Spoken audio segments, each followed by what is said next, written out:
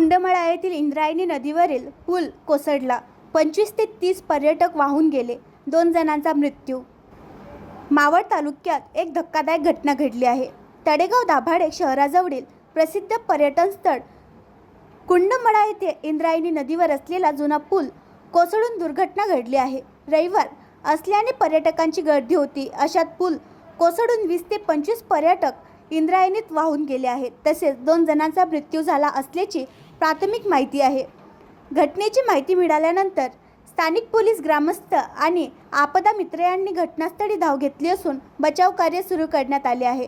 2 दिवसांपासून मावळ परिसरात मुसळधार पाऊस कोसळत असून इंद्रायणीच्या पाणी पातळीत वाढ झाली आहे. यामुळे नदीत पडलेल्या पर्यटकांना वाचवण्याचे शर्थीचे प्रयत्न यंत्रणांकडून सुरू आहेत.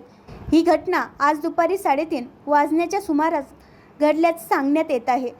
घटनास्थळी तडेगाव दाभाडे पोलीस दाखल झाले आहेत. कुंडमळा ओलांडण्यासाठी या पुलाचा वापर करण्यात येत असून यावरून दुचाकी गेल्याने हा पूल कोसळल्याचं सांगण्यात येत आहे.